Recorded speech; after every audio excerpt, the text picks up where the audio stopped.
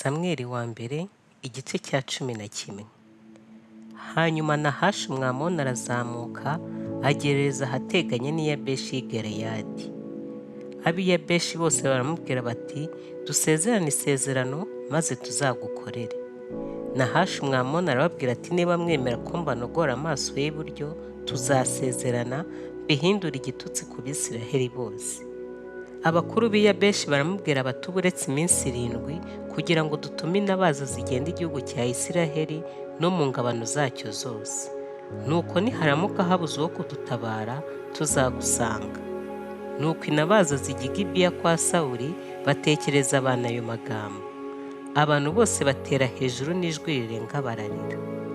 Uwo mwanya Sawuli aza akurikiye inka zivana mu murima, arabaza ati, abantu babaye bate ko barira? Bamutekerereza iby'ab'i Yabeshi. Sawuli yumvise ayo magambo, umwuka w'Imana umuzaho cyane, uburakari buramuzabiranya cyane. Yenda inka ebyiri arazitemagura zihimuruza, azohereza mu gihugu cya Isiraheli cyose. Arazibwira ati, utazatabara na Sawuli na Samweli, uko niko inka ze zizagenzwa. Maze bafatwa n'umushyitsi uvuye ku Uwiteka, bahagurukira icyarimwe nk'umuntu umwe. Sawuli ababarira i Bezeki. Abisiraheli bari 3,000, Abayuda bari inzovu 3.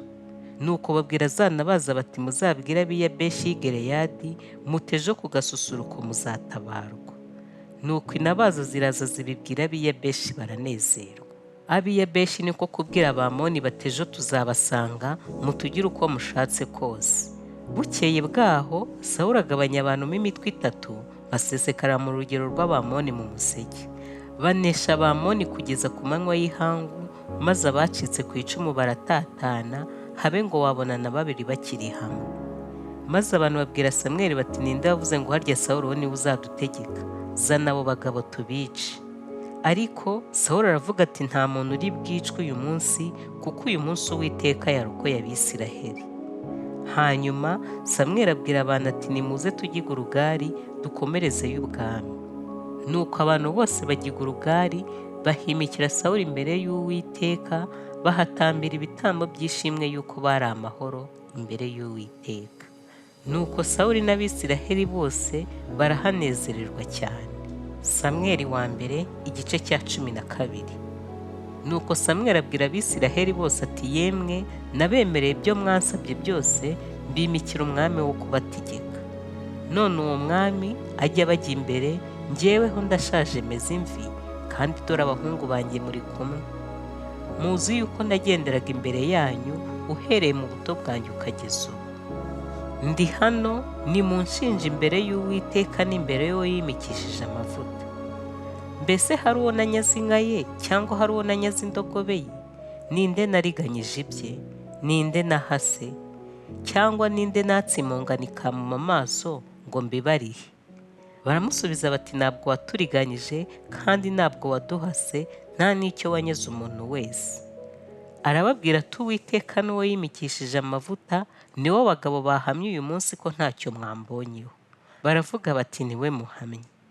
Nuko Samweli abwira abantu ati, Uwiteka niwe watoranije Mose na Aroni, akura ba sogokuruza mu gihugu cya Egiputa.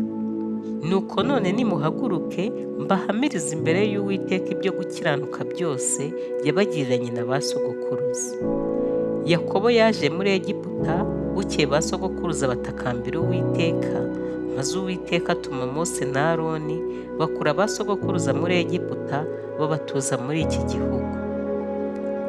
Ariko bibagirwa Uwiteka Imana yabo, ibahana mu maboko ya Sisera umugaba w'ingabo za Hasori, no mu maboko y'Abafilisitiya, no mu maboko y'umwami w'i Mowabu, barabarwanya. Bukeye batakambira Uwiteka, baravuga bati, twaracumuye kuko twimiye Uwiteka, tugahakwa kuri Bali na Ashiteroti, none dukize amaboko y'abisha bacu, tugukorere. Nuko Uwiteka atuma Yerubali na Bedani na Yefuta na Samweli, abakiza amaboko y'ababisha banyu impande zose, mutura amahoro.